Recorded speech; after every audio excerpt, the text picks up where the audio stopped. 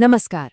आज के इस एक्सप्लेनर में हम दुनिया की सबसे शक्तिशाली और विशाल नदियों में से एक ब्रह्मपुत्र की इस शानदार भौगोलिक यात्रा का गहराई से विश्लेषण करने वाले हैं। इसके बर्फीले उद्गम से लेकर इसकी समृद्ध पारिस्थितिकी और आज के समय के अहम भू राजनीतिक महत्व तक, आइए इस ट्रांसबाउंड्री नदी के हर एक पहलू को करीब से समझें। देखिए, अगर हम इस सैटेलाइट मैप पर नजर डालें तो इस नदी के बेसिन का असली पैमाना समझ में आता है। ये कोई आम नदी नहीं है, ये एक ऐसा विशाल नेटवर्क है जो 3 अलग-अलग देशों तिब्बत, भारत और बांग्लादेश की सीमाओं को पार करते हुए फैला हुआ है। इसका आकार और विस्तार सच में अकल्पनीय है। तो इस घने भौगोलिक डेटा को आसानी से समझने के लिए हमने इसे 5 मुख्य हिस्सों में बांटा है।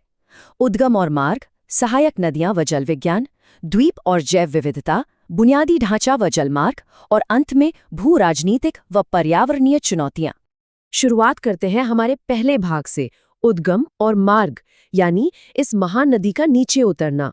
इस नदी की कहानी सच में दुनिया की छत से शुरू होती है। तिब्बत में मानसरोवर झील क्षेत्र के पास आंगसी या चेमायोंगडुंग ग्लेशियर से निकलकर ये बर्फीला पानी हिमालय के ठीक समानांतर पूर्व की दिशा में बहता है और कुल मिलाकर लगभग 2880 से 3080 किलोमीटर की लंबी दूरी तय करता है। अब यहाँ एक बहुत ही दिलचस्प फैक्ट है। अधिकांश भारतीय नदियों के विपरीत इसका नाम एक पुल्लिंग नाम है। ब्रह्मपुत्र का शाब्दिक अर्थ है ब्रह्मा का पुत्र, जो इसकी बेहद विनाशकारी और रचनात्मक ऊर्जा दोनों को दर्शाता है। अलग अलग जगहों पर इसके नाम भी बदलते हैं, जैसे तिब्बत में यारलुंग सांगपो, अरुणाचल प्रदेश में सियांग या दिहांग, असम में ब्रह्मपुत्र और बांग्लादेश में जमुना। भारत में प्रवेश करने से ठीक पहले यह नदी नामचा बरवा शिखर के पास एक एकदम तीखा यू टर्न लेती है, जिसे ग्रेट बेंड भी कहा जाता है। और यहाँ यह नदी यारलुंग सांगपो ग्रैंड कैनियन से होकर गुजरती है, जिसकी अधिकतम गहराई 6009 मीटर तक पहुंच जाती है। जरा सोचिए, यह पूरी पृथ्वी पर मौजूद सबसे गहरा स्थल कैनियन है।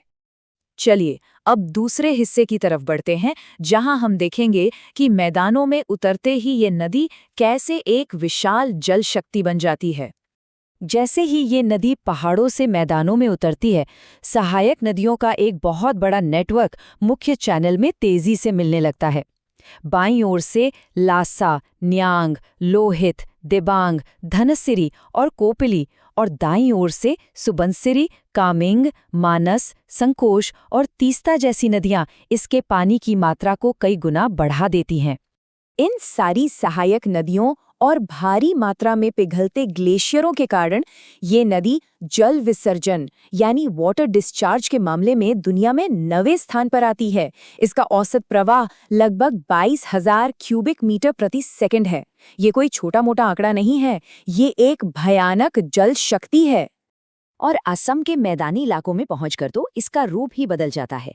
ये एक गुम्फित या ब्रेडेड नदी का एक बेहतरीन उदाहरण बन जाती है। ये कई छोटे चैनल्स में बढ़ जाती है, कभी-कभी 20 किलोमीटर तक चौड़ी हो जाती है और हर साल अपने साथ 700 मिलियन मीटर टन से भी ज्यादा तलछट या सेडिमेंट बहाकर लाती है।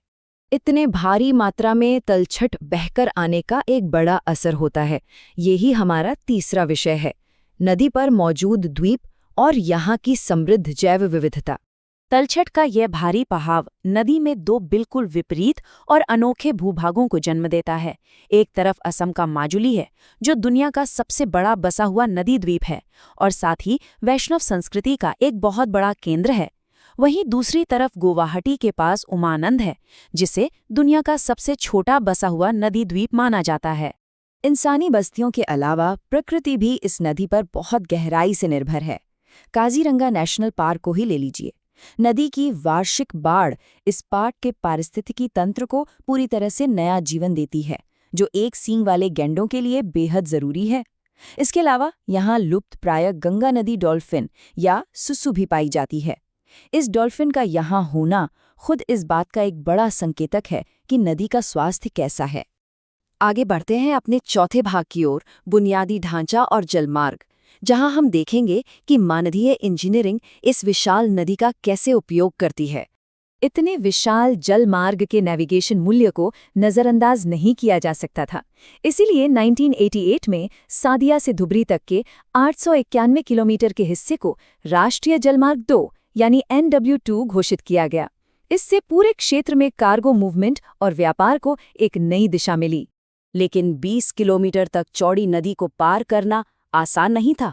इसके लिए इंजीनियरिंग के कुछ बेहतरीन मास्टरपीस बनाए गए, जैसे डिब्रूगढ़ के पास बोगीबील पुल, जो 4,940 मीटर लंबा है और नदी पर सबसे लंबा रेल सड़क पुल है, या फिर ऐतिहासिक सरायघाट पुल, जो 1962 में खुला था और इस नदी पर बना पहला रेल सड़क पुल था। ये महज ढांचे नहीं हैं, ये पूरे क्षेत्र को जोड़ने वाली जीवन रेखाएं हैं। अब आते हैं अपने आखिरी हिस्से पर, भू राजनीतिक और पर्यावरणीय चुनौतियां। आज यह नदी भारी दबाव में है। अगर हम कड़वे सच की बात करें तो आज ये जीवन रेखा एक दोहरे खतरे का सामना कर रही है।